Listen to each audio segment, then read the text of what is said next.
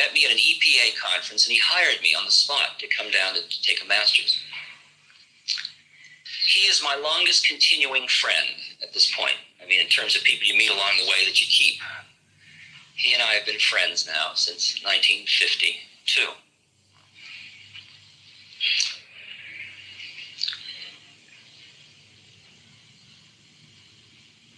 And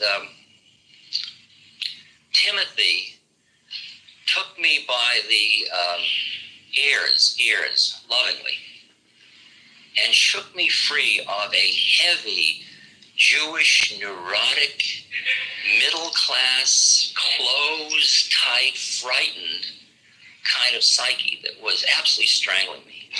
And he just blew it all away. What more could you ask of a teacher than that?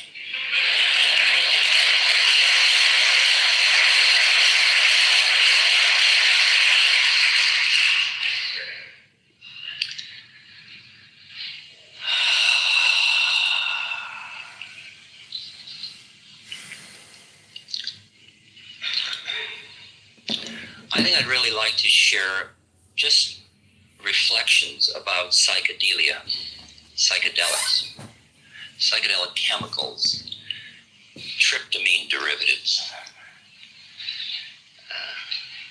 altered states of consciousness.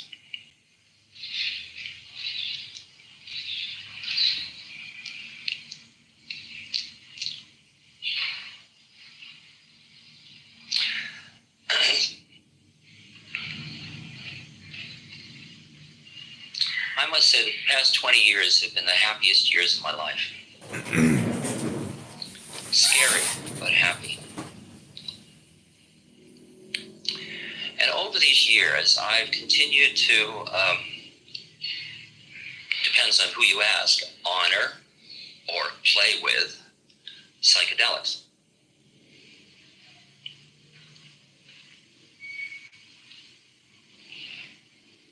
From 1963, when I left Harvard, I became very active in the psychedelic movement, and then went to India later.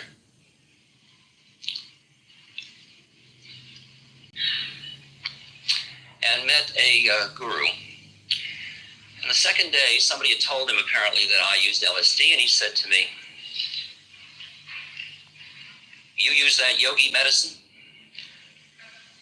And I said, "Yes." "You got any of it?" "Yes." So I brought out the bottle of this and that, and I put it in my palm, and I pointed out the LSD, and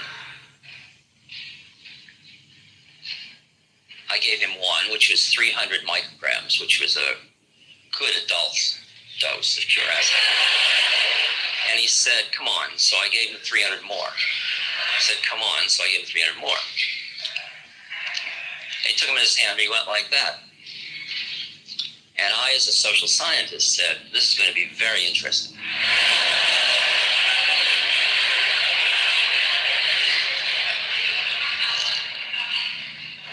And at the end of an hour, nothing had happened at all. At the end of 2 hours, nothing had happened. Now, I couldn't believe that anybody could take 900 micrograms and nothing would happen. This is truly a miracle, a power, a city. So I came back to America and I told all about this. But I had this gnawing suspicion in the back of my mind that maybe what he did was sort of hypnotize me, and he threw them over his shoulder. So when I came back to India, I found myself in his presence after some months, and one of the things he said to me was, "Did you give me some medicine last time I was here?" I said, "Yeah." He said, "Did I take it?" And he looked at me. I said, "Well, I think so." Okay, that was that dialogue. And he said, "What happened?" I said, "Nothing." Looked at me, "Joe, go away." So I went away for the night, and the next morning I came back, came up and he said, "You got any more of that medicine?" I said, "Yeah." So I brought my medicine kit in. And I had 5 pills left, 5 pills that were 300 each. So I put one in his hand, and he took 2 more. He took everything. everyone but the broken one. He didn't want the broken one. He took 4 sacred plants, and he held them, and he took each one, and he opened his mouth and stuck out his tongue.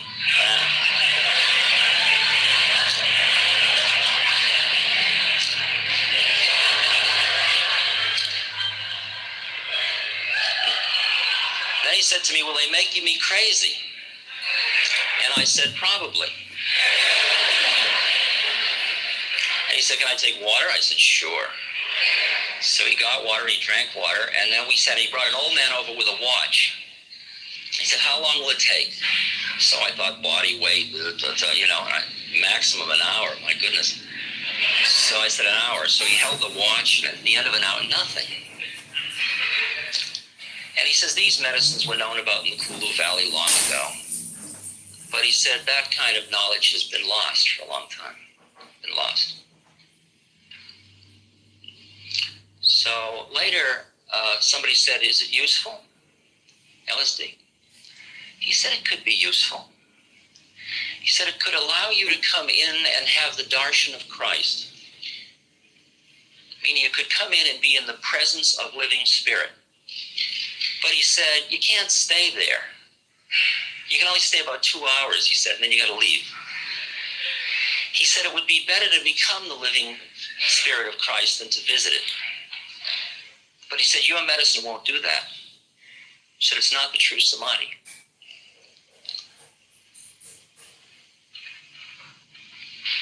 Now,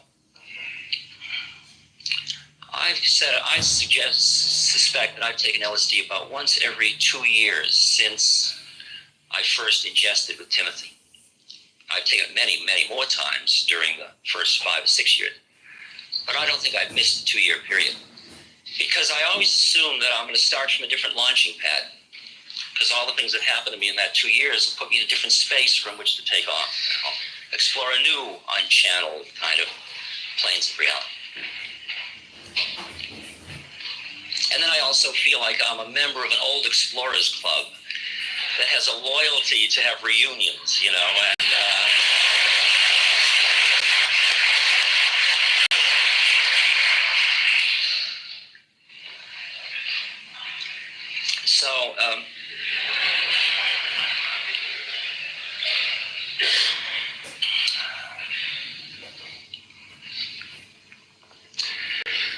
let me describe one trip to you, because that all will always convey the way what's happening to me. I've been, if I get too long-winded or anything, just stop. We'll use each other. We don't have Jeremy.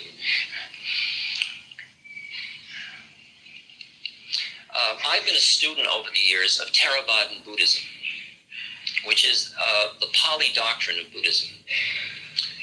And in the Visuddhimagga, which is one of the old texts, it describes the way as your concentration deepens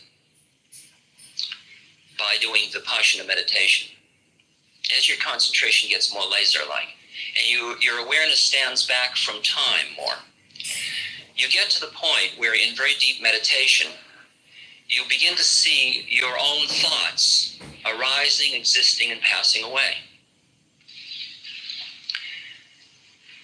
Now, as Buddha pointed out, those thoughts are passing at the rate of about 1 trillion per blink of an eye. So for you to stand back far enough to see a thought come into existence, exist, and pass away means that you have gotten your mind very far back in the relation to time. Is that coming through? Can you hear what I'm saying? Anybody out there? Okay, thanks.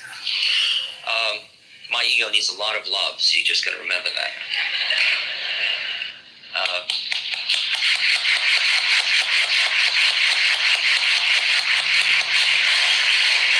It works basically on love. The more you love it, the more you get out of it.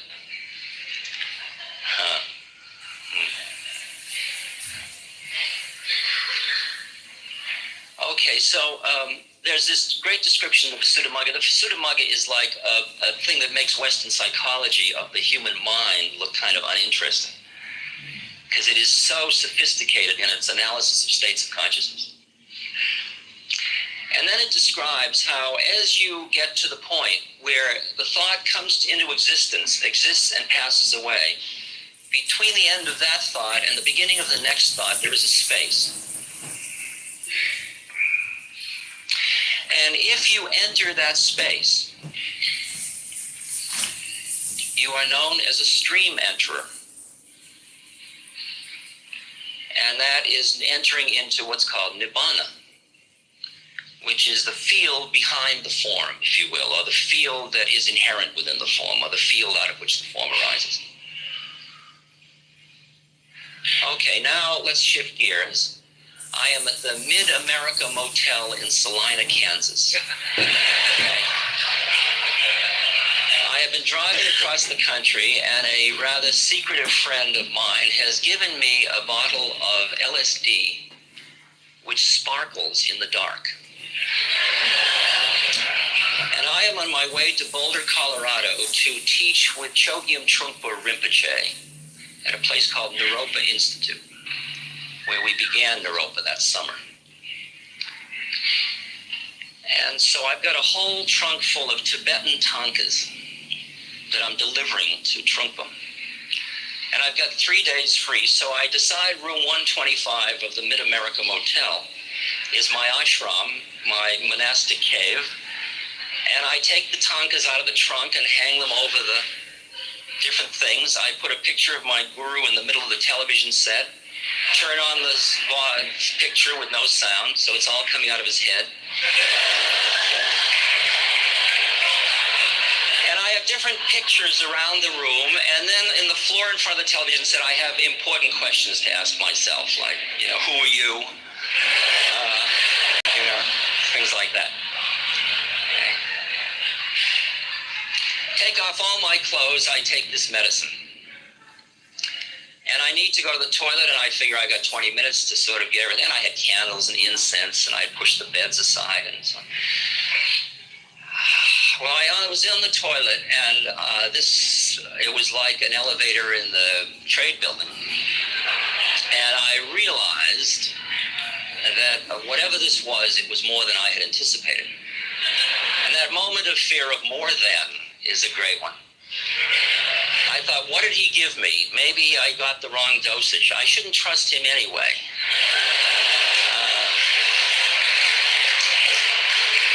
I began what you would call a bad trip in the technical language of this psychedelic movement.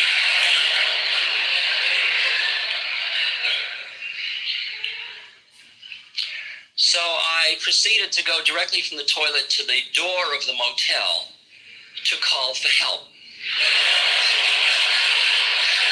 Now,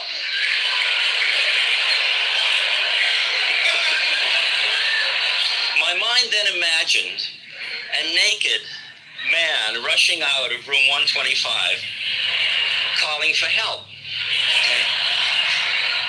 I knew I was going to die, you see. I decided I was going to die, and so I figured what will happen is they're going to call an ambulance, and then they're going to take this naked man and put him on, and it's going to be there and thorazine and questions and lights, and I'm going to die anyway, and why don't I die a different way than that way?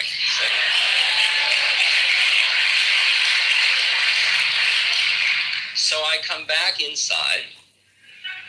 I just had opened the door to the chain, close the door again, come back in, and I sit down in front of the television set, and I take up a picture of my guru, and I look directly. It's a very fierce one in which he's pointing, like, stop fucking around. So, okay.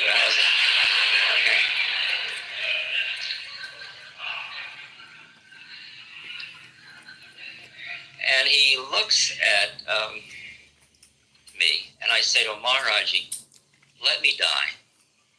I figure this is as good a time to go as any. And what do they find? I just imagine them finding the next day this man with all these little signs and this picture in the middle of the set. And I mean, these are the artifacts that are left from that.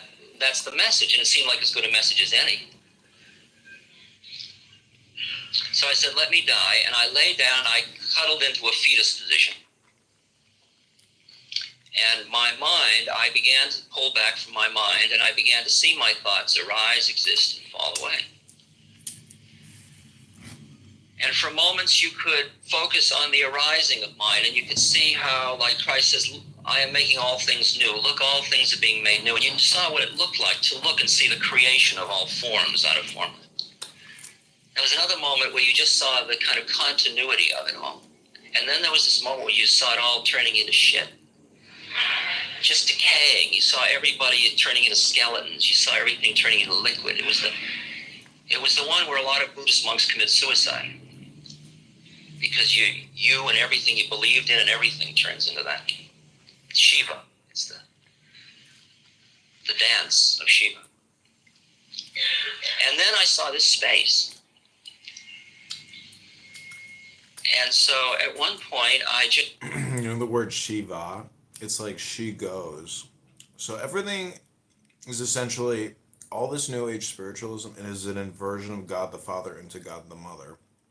And then you get the byproduct, which is CRTBLMDEILGBTQ. Not by choice. I just drifted into the space.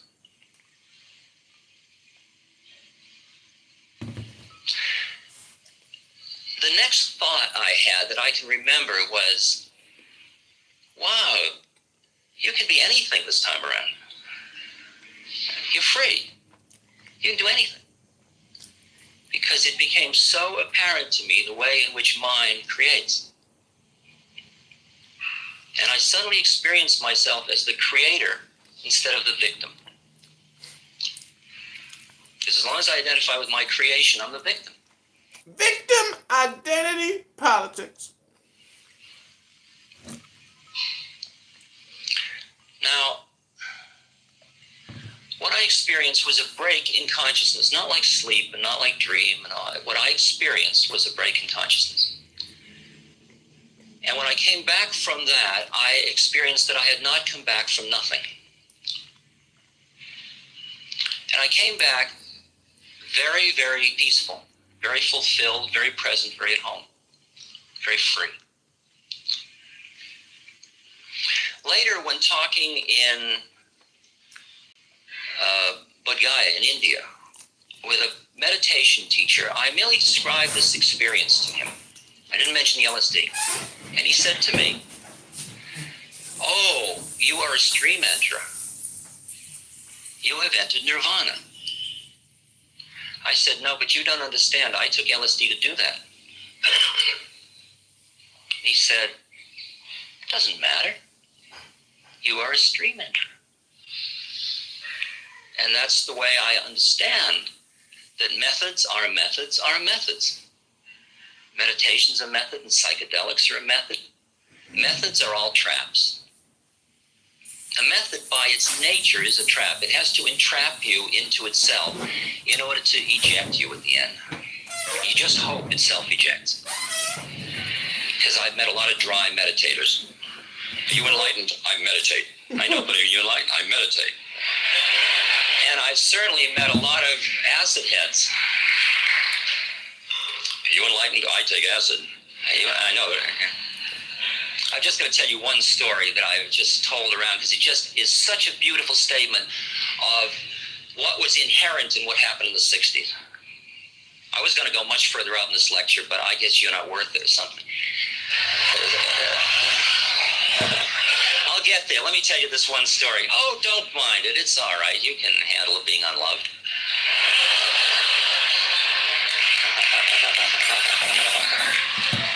We love each other enough to be able to handle that.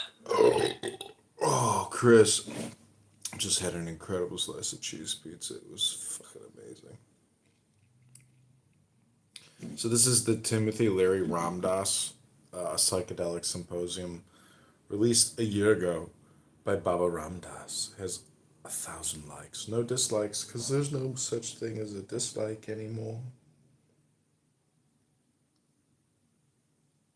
I've been trolling this morning. It's been going great.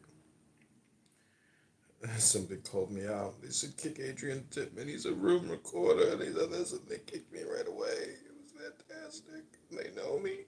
They know. They fear me. I keep myself warm until the power comes back on.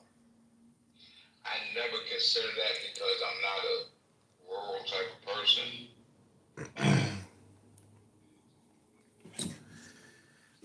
ain't gotta worry about the electrical grid going down, dog. You gotta get to the gym and vote Trump. That's all you gotta do. Have faith. I like that little pep talk. I like, hey. Oh, they took the shit out. But, having neighbors and stuff like that and the things that's needed and not needed. So, we have that bit of, Um,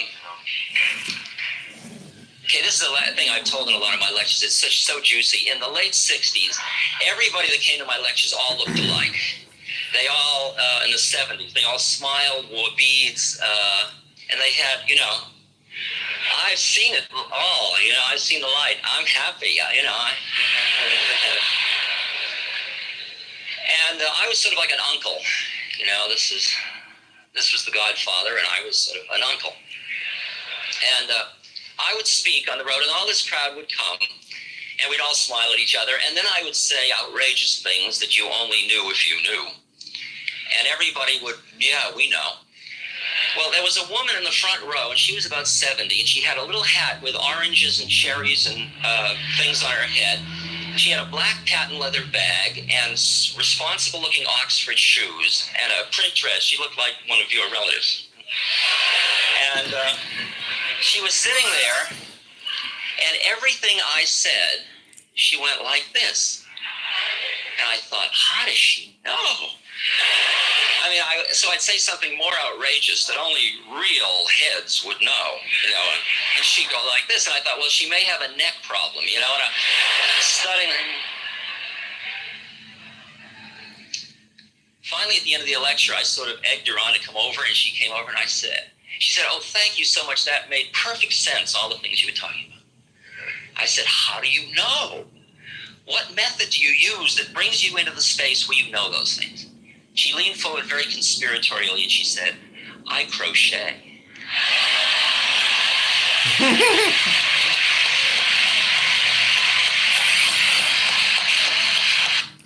It's pretty funny. So crocheting is kind of like weaving yourself into the fabric of reality, and Clown House kind of lets me do that. So I will be forever thankful to Paul, the crack addict who runs this dog shit fascist communist app.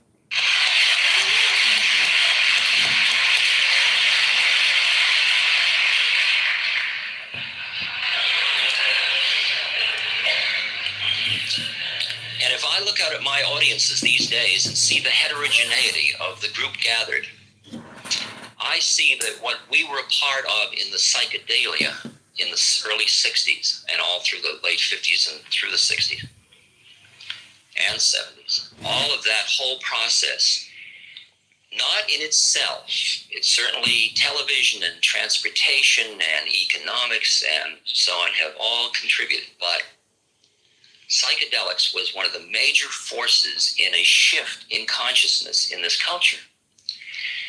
And it is very, very fast becoming a massive just change in awareness, as I can see. And it's a much more heterogeneous group. It's people that come from all they crochet. And yet they know something. Something did indeed happen.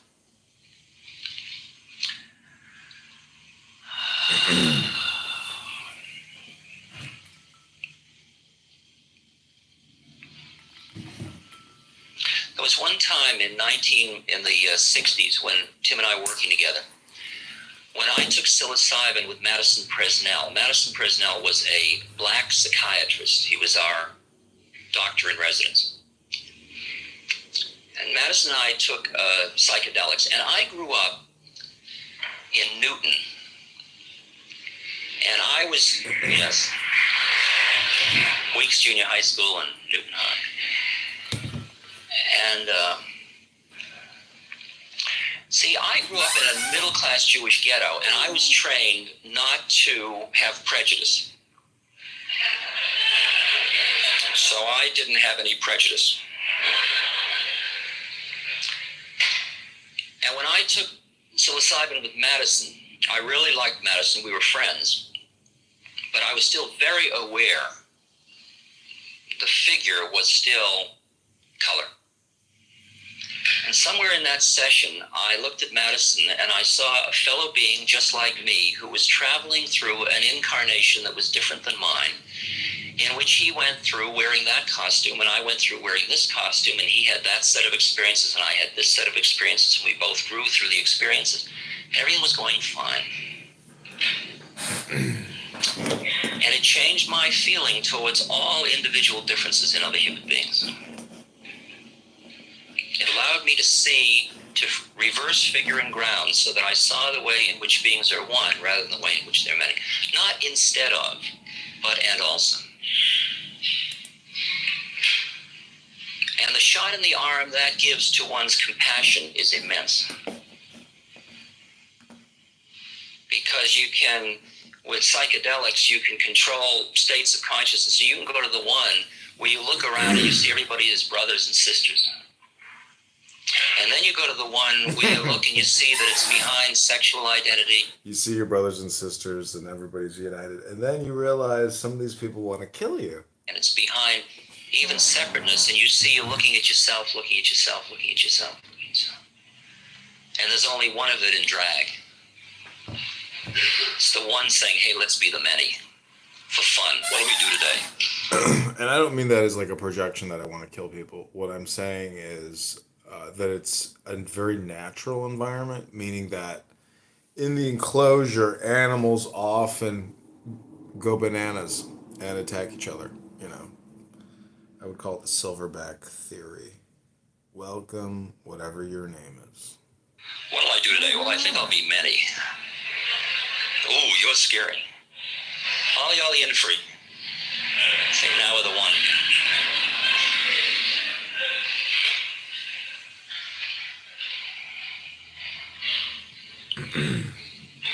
And when I look at you as one, if you heard, I heard. And I could feel that all. You know, Chris, I've been playing like a lot of background videos that have like sometimes audio, but mostly never audio. And I've been watching dolphin videos. And so basically, if you want to do, like, I'm always talking about NLP, but I bought this book called Picture Theory or Image Theory. And so if you want to do hypnosis or therapy through pictures and videos, you can do that. But to me, watching nature videos is the easiest way to induce that type of hypnosis, which is like watching pods of dolphins swimming in the Caribbean, things like that. Are there dolphins in the Caribbean? Gotta be, right? Yeah. I assume so. Anyways, I'm watching dolphin videos, trying to relax and stay cool. A lot of my social action now, my anti-nuclear stuff, my planetary interests, my prison stuff, my dying project, it all has to do with my experiencing the different parts of us that feel pain. And just like you would adjust your back with a pillow when it hurts, you just start to move the energies into that area of being with it in a way that it is free to let go of the pain if it wants to.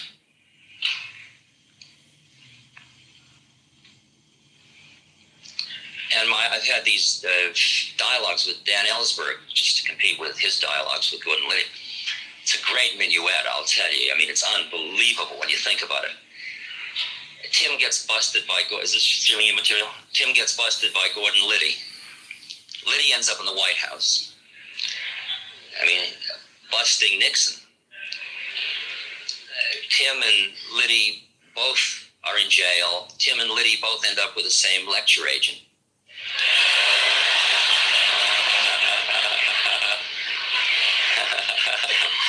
One creative thought, and there's a whole year of Liddy versus Larry.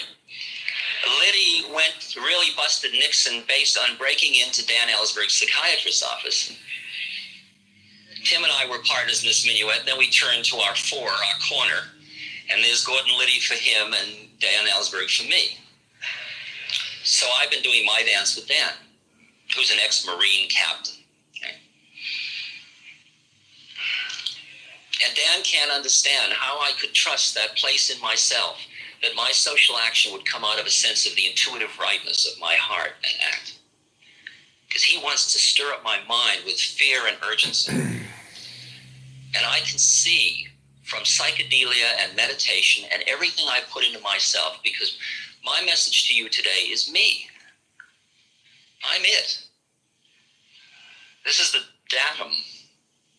This is the product of whatever psychedelics is about. It wasn't an errand. It's kind of funny because Ramdas, I know he's pretty learned. He talks about the Shin Shin Ming, about how he's like, I could spend the rest of my life just meditating on the Shin Shin Ming. So he definitely read a lot of documents, and I think Tim Leary did as well. But this is the funniest thing. I wonder how many evolutions until we eventually break free from internet communication addiction. Because all these guys, all these psychedelic voyagers, and really everybody, I even actually bought a book on David Bowie, the musician, and everybody, because in the 80s, and computers were just basically the big next thing. And so what I'm trying to say is that digital communication is a form of the same old addiction in a way, or it's a new, yeah, it's old as new in a way, meaning that the Holy Scriptures, the Masoretic texts, and all these other documents that people just basically compulsively read over, this expansion of the database, though impressive, and there's so many variations of it, especially with Chinese and Japanese characters, and the world is just so big and so immense that really unless there's like a world war, you have basically world cities living unto themselves to a certain extent, meaning like history in different parts of the world. It's almost like there's multiple planets now on Earth or something where people are opting out of involvement, whether they, if that makes any sense. Meaning that unless there's a thermonuclear war and like an entire, like multiple cities get removed from the face of the Earth, like nothing's really going to change. This is just like a huge communication game. But that Kali Yuga thing is like the Black Swan event, which is basically Kamala because she's, a black Hindu woman. So if there is a thermonuclear war, Chris, I just want to say L'chaim and Mazel Tov and Rabboni Shalom. See you on the back end, whatever the back end of all this front end bullshit is. I know we'll be in the universe somewhere and we'll be like, bro, remember when we were trolling Clown House? Dude, that was pretty fun. I'd be like, yeah, we could do it again if you want. And he'd be like, nah, man, let's go to Uranus. And I'd be like, ooh, my anus. Let's go to the sun. Go to the city on the sun where Lord Timu is. This is the one thing I like about fantasy and science fiction is that if you do meditation, you smoke weed and you have a cocktail and you like movies and books and media and content, it's fun to think that there's like a city on the sun, and there's some king there or something. But then you're like, oh, it's all just a metaphor. It's not real. And then you're like, oh, that's too bad. And then you were like, oh, yeah, racial identity politics. Victim identity politics. That's racial identity politics and victim identity politics. My life. And I can say to Dan, I don't need to scare the shit out of myself to act. Because if I act out of fear, all I am doing is perpetuating fear. And the root of the nuclear sphere, the root of nuclear threat is fear. And my actions can come out of joy and a sense of my impeccable warriorness, my intuitive participation in life.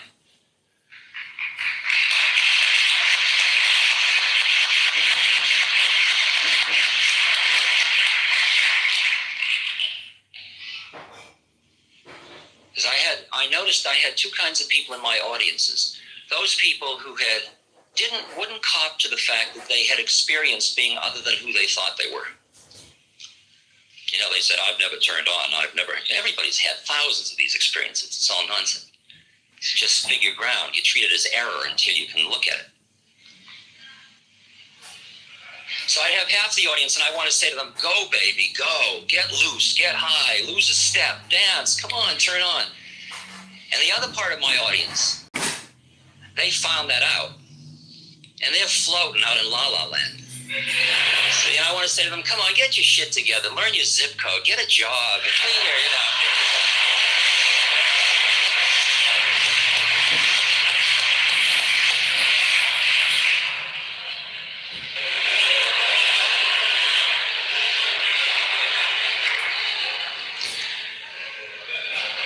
Because form is no other than emptiness, and emptiness is no other than form. And form is emptiness, and emptiness is form. And to deny this world of form, this exquisite, awesome world of manifestation, of the formless into form, to deny that is to go astray. Because it's God made manifest. And I'm just learning how to be a human being. And I've been through the cycle of trying to be holy and push Dick under the rug.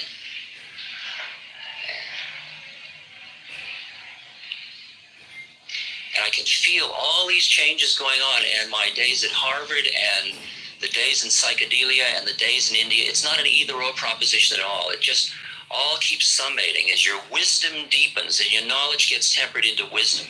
Wisdom is what you are. Knowledge is what you know.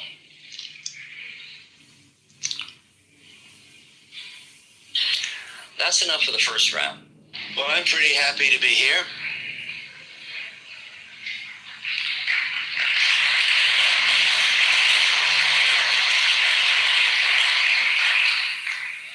With Richard. With David McClellan, who brought us together, helped us move on.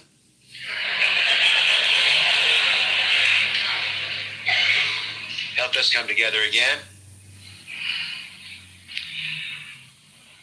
I understand that Walter Houston Clark is here. Walter, where are you?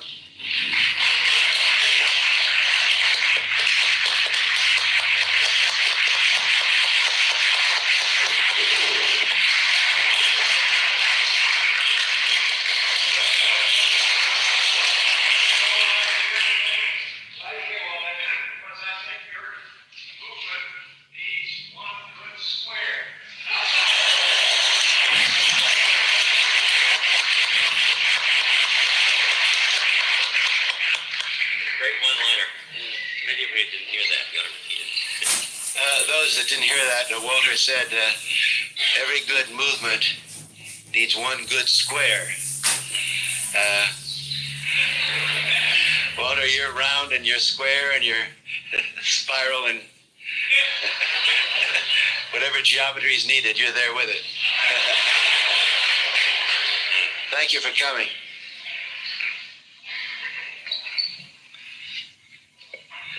There are many other of our old friends present, I'm sure. There's going to be a reception afterwards, and I know we'll meet again there.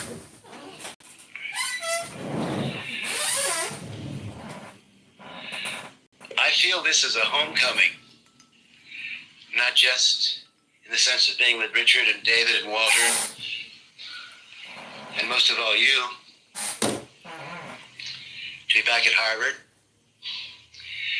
but also in a deeper genetic sense. I was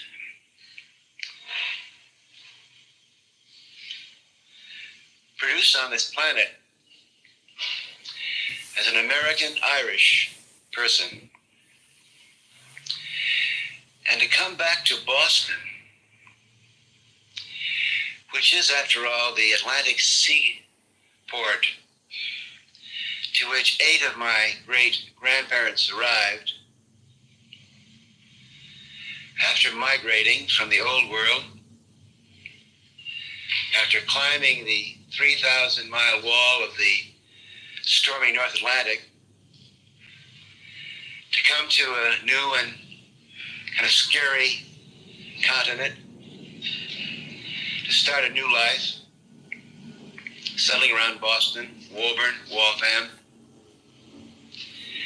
is coming back to my roots.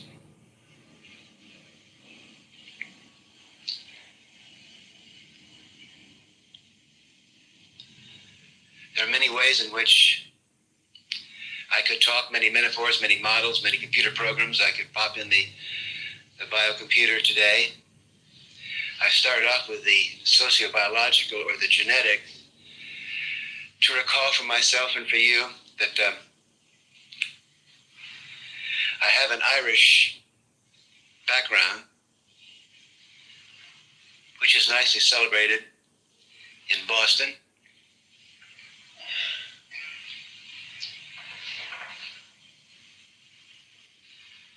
As soon as I got old enough to look around the planet, I migrated away from Massachusetts, 3,000 miles west. And for the last 30 odd years, I have been an immigrant, a migrant, a frontier person. In some ways, I feel like these guys, maybe Tim, well, they're basically poets. Everybody did the best job they could. Um, and some are better than others. I've read some great Timothy Leary books, like really interesting. But this is the content business. This is the publishing business, and I really enjoy many of Ram Dass's lectures, especially his experiences in India with the gurus and miracles and hallucinations. Just a lot of fun content. But I just want to point out that this is all hypnosis. And Alan Watts did the same thing. These guys would go on lecture hypnosis events. Everybody would think they had a new programming or update. Now, Tim Leary kind of hit it on the head there with programming because these guys were not software developers and they were technically doing conscious reprogramming with the psychedelia and books. And it's not just the psychedelia that did their reprogramming, it's the Eastern intelligence of the Buddha and Krishna and Shiva and all this China, India, Japan psychology, religion. Welcome, Hillary.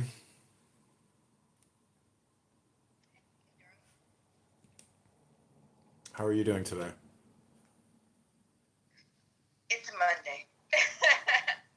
But I know I love that you brought up Alan Watts and Timothy Leary and separated them because a lot of people tend to put them together in this category. And they're two very different schools of thought, two very different just belief factors. And in the things that they taught, the things that they believed are just night and day. So thanks for separating those two. What do you mean? I mean, Tim Leary, Ram Dass, and Alan Watts are basically all in the same ship. I mean, there's no difference really. I mean, they're all Taoists and Buddhists. You think so? Yeah. I mean, Tim Leary is bringing up his Irish background, meaning that there's a rebellion in him, and that as an Irishman, you rebel against the English domination of the Irish people. And so, Alan, being an Englishman, basically, it's the form behind, the background behind the form, meaning that we're all light, and they're all basically light spiritualists, which is enlightenment. So if you think they're not on the same ship, I don't know how do you think they're on different ships? No, I think there are two different schools of thought, not different ships. I think there's two different schools of thought. I think that Alan Watts was very much more in a futurist in the ways, the steps you take to free yourself from the things that bind you. Whereas Timothy Leary was very much an exploratory and step away from those who would hold you down, those who would repress you. Whereas and step into self and step into self-exploration, whereas Alan was much more about stepping away from your inner things that hold you back versus Timothy step away from the things that externally would hold you back. No. They're all self-actualization hypnotists. They're all claiming that we are God in drag and that we are all light eternal beings. That is the entire summation of all of their lectures, that you are God in disguise. So none of them are in disagreement on that concept.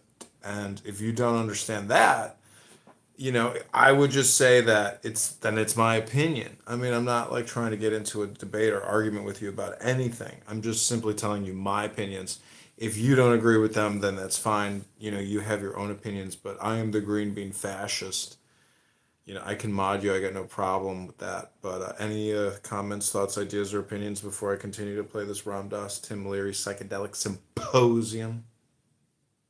Yeah, no, I don't need to respond. I need a green bean to be able to enjoy the room. I appreciate you playing it. I wonder often how these guys or who and what they would be today if they if they could just come on the scene recently, because you listen to Instagram, so many people like replay little quips and take it out of context and put it with ridiculous videos and stuff. You're just like, do you understand? And I'm curious, would they be influencers today? They're still they are today. They're still living. They're on YouTube, and they did all this 50 years ago. So Okay, that's Larry's still living? no, they're all dead. That's what I thought. Sorry. But their thoughts are alive, so they're alive. We're listening to them right now. We're evoking their spirit. I mean, putting it into our minds for our benefit.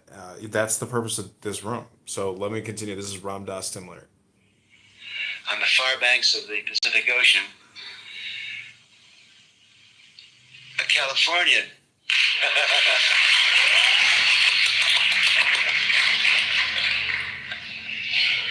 So it's like coming back to the old sod to come to Boston.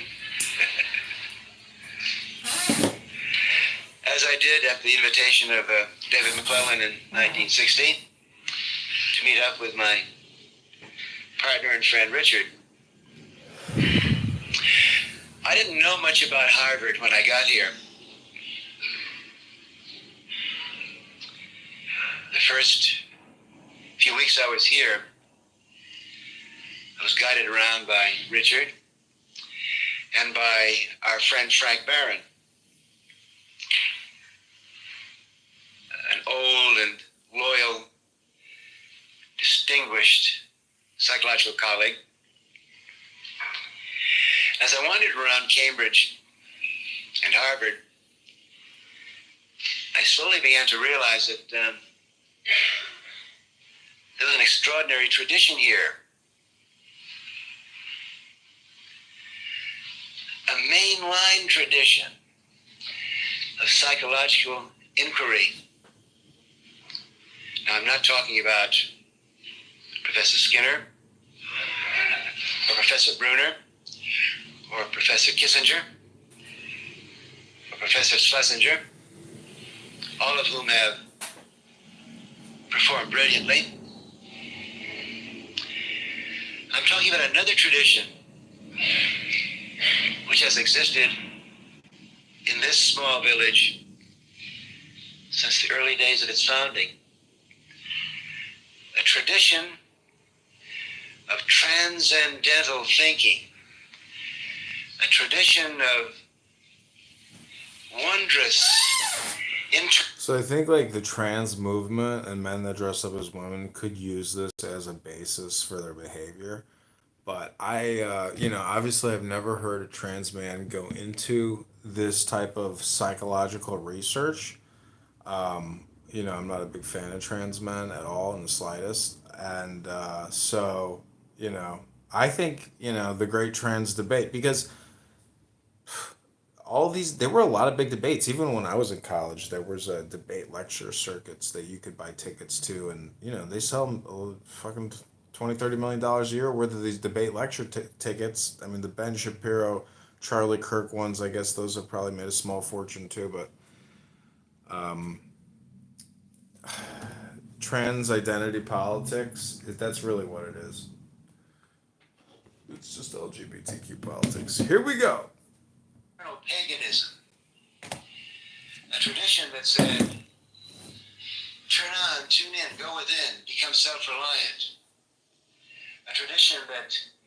So the self-reliant, Tim Leary's big saying is turn off, tune on, drop out, that kind of thing. Alan Watts says if everybody dropped out at the same time, it's like everybody going to the Union railroad station, to get to a certain part of the city or something. Like, it's impossible for everybody to wake up. Otherwise, the economy would crash and the whole system would come burning down. And so the communication simulation that's distributed through the simulation or the simulacra or mainstream media is essential to getting people to continue to working every day. Otherwise, everybody would just stop working. It was perhaps founded by Ralph Waldo Emerson.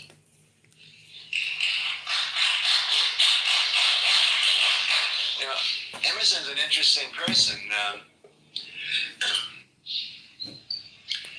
Emerson came to the Harvard Divinity School in, I believe, 1838. Before that, he'd been in Europe. Yeah, Emerson is considered one of the greatest American writers of all time. I think I bought some Emerson books. So let me jump into something different. This is called The Book of Lies by Crowley. This is a more direct, poetic, English way of looking at religious identity politics or self-actualization identity politics. Because every major tradition can claim self-actualization or enlightenment identity politics, which is essentially religions versus religions and people's interpretations of the most minute detail, which is an endless hypnosis conversation. Has 5 notes. The more necessary anything appears to my mind, the more certain it is that I only assert a limitation. I slept with faith and found a corpse in my arms unwaking. I drank and danced all night with doubt and found her a virgin in the morning. Chapter 46. Buttons and Rosettes.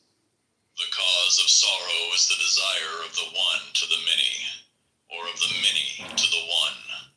This also is the cause of joy. But the desire of one to another is all of sorrow. Its birth is hunger, and its death satiety. The desire of the moth for the star at least saves him satiety. Hunger thou, O man, for the infinite. Be insatiable even for the finite. Thus, at the end, shalt thou devour the finite and become the infinite.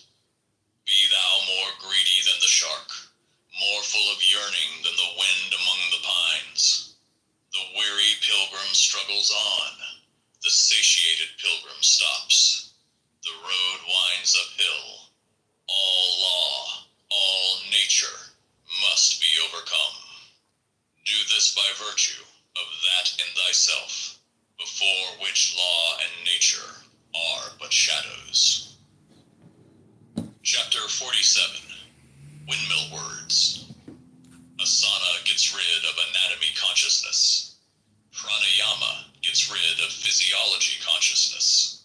Involuntary breaks. Yama and Nayama get rid of ethical consciousness. Voluntary breaks. Pratyahara gets rid of the objective. Dharana gets rid of the subjective. Dhyana gets rid of the ego. Samadhi gets rid of the soul impersonal. Asana destroys the static body, nama. Pranayama destroys the dynamic body, rupa. Yama destroys the emotions. Niyama destroys the passions, vedana. Dharana destroys the perceptions, sana. Dhyana destroys the tendencies, sankhara. Samadhi destroys the consciousness, vinanam. Homard a la Thermidor destroys the digestion. The last of these facts is the one of which I am most certain. Okay, so that's Crowley's Book of Lies. I'm going to end this room. This has been the Tim Leary Ram Dass Conversation, 1980s cash symbol. Hillary, final thoughts, comments, questions, ideas, or opinions, and Uranus down there. Chris, you got anything you want to say? Nope, I just appreciate you sharing it a lot. Thank you.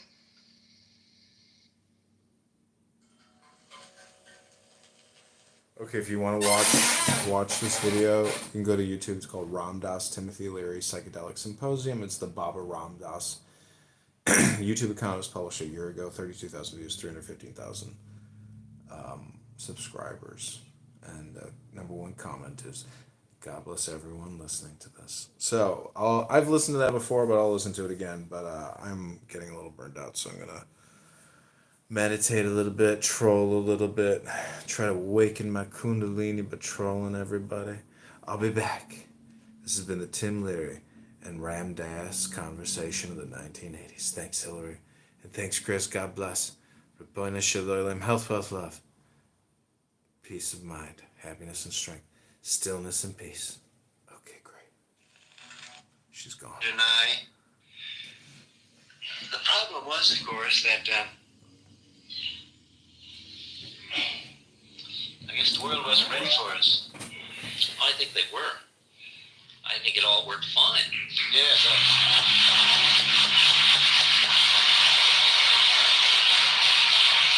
I mean, I don't for one moment wish that I was not thrown out of Harvard.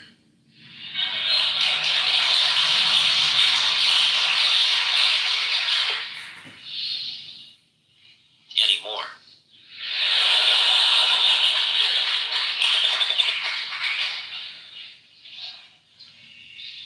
there are a few Harvard people here in the room. About 10%.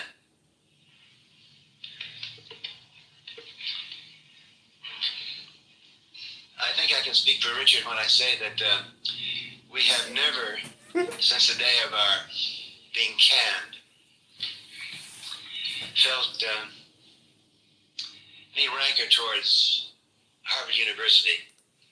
I've already told you it's the main line of American mysticism and transcendental thinking. You're way ahead of West Point on that.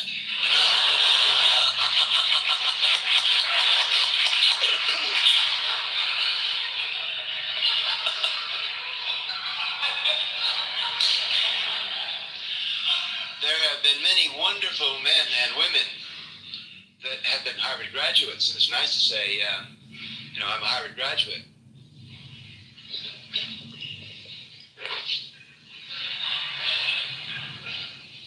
This is your Harvard. There have only been two men that have been fired.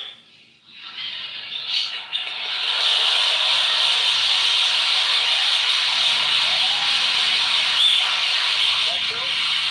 Really? I didn't know that.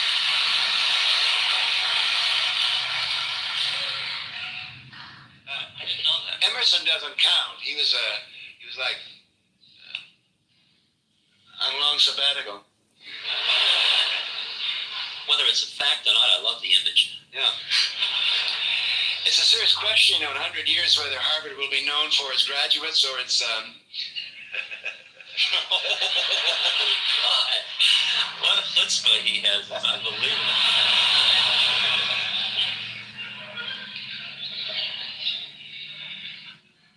Now, what was the name of that college that fired Socrates, Richard?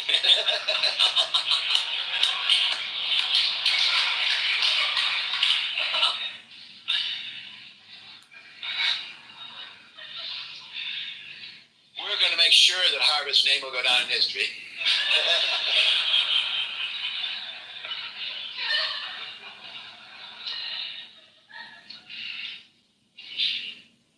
When we left Harvard, by the way, it was the Harvard Crimson that got us canned.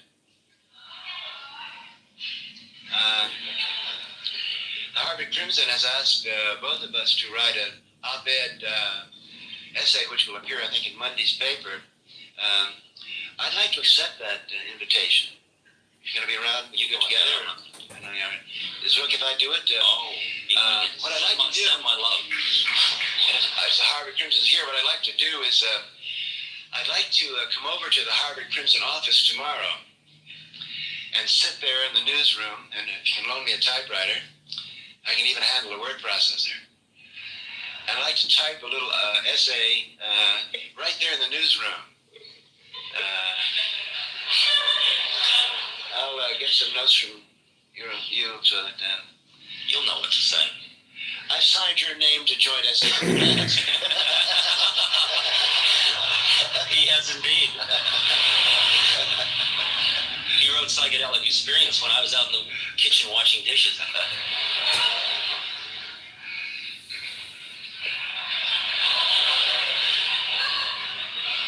Now, sometime after we left Harvard, right after we left Harvard, we went to Mexico, got kicked out of Mexico. We went to Dominica. Got kicked out of Dominica. Antigua. Oh, did we get kicked out of Millbrook. Then we went to Millbrook. Yeah.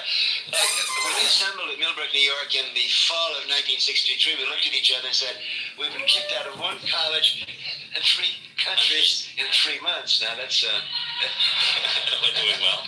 Yeah. And then we found Melon Country. Melon Country, yeah. Interestingly enough, I haven't showed this to Richard yet, but I got my Freedom of Information files from the CIA, and they actually tracked us. And I have the CIA documents about what we were doing in Dominica and how many people we were there. And they said, these people are going to start, quote, this is CIA language, an alleged happiness hotel.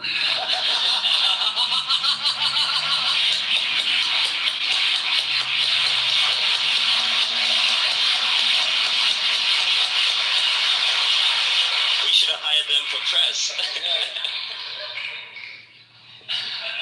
The CIA is wonderful, and I'm sure that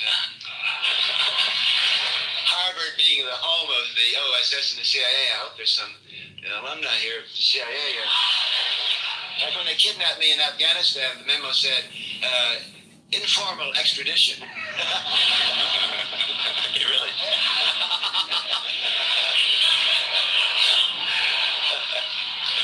Anyway, no more CIA jokes. That's too, Yeah. After this experience of getting canned from Harvard in 3 countries, we ended up at Mellon Country in Millbrook, New York, and stayed there for about 3 years. A wonderful series of chapters in my autobiography. Just released. Being published next month by Jeremy Tarcher in Houghton Mifflin. Jeremy, are you here? There's Jeremy.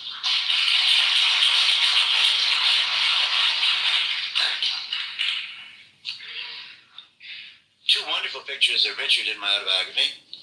Worth it for that. It's actually good though. I read parts of it because I've only seen it for a few hours, but it is fun. So we ended up in Millbrook, New York, and stayed there for 3 or 4 years, and then we realized that we had escaped from a wonderful institution called Harvard University, and had set up another institution called, it was IFIF, it was the Castalia Foundation, it was called the Freedom Center. Freedom Center, League for Spiritual Discovery. God knows we had a name. God knows, I remember that. We'd had enough of Happiness Hotel. The problem with running Happiness Hotels is that nobody wants to leave.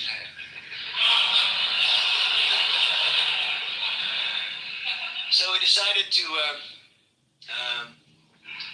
we literally decided we would, remember that time we decided we would define ourselves as global travelers. This was after Sputnik, but before Apollo. And we found out that in those days, $1,700, you could get an around-the-world ticket, which you had to use within 1 year.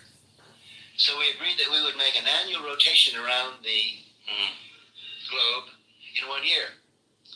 At first, Ralph Messner went, and then Ned and I went, and then you went.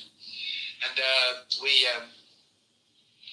we closed down our center at Millbrook, and like astronauts, buckling our spacesuits and heading for the 4 quadrants of the galaxy, or like knights of old saddling to go to the 4 quarters, or 4 prison escapees heading in 4 different directions. Whatever metaphor you want to use. we decided to spread over the globe and see what's going on out there. And after 20 years, we reassemble to share with each other and with you some of our observations. The last 20 years have been remarkable, haven't they? They have put us through the changes. Oh, the 10Ks. And we put them through some changes.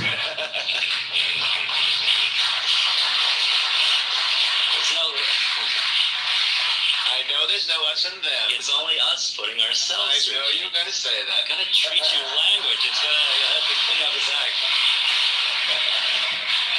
I'll be the straight man. Intern. Richard is a Unitarian.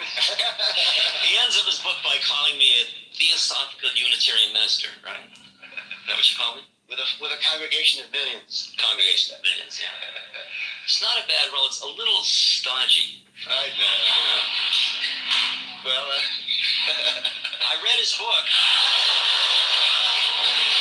When was that, Jeremy?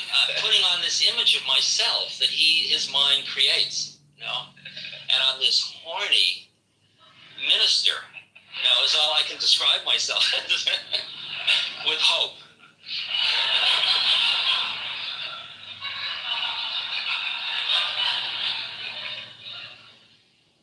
I use the metaphor, one of the books that really damaged my brain at an early age and left me hopelessly, whatever you call that, was It's too hopeless to remember. Huckleberry Finn by Mark Twain. I think that's the ultimate American book. It's the, the old trip up and down the river. I only crossed the river. Yeah. Helping to free any slaves along the way. If you say so, Guillermo. Figure out whether I'm Tom and you're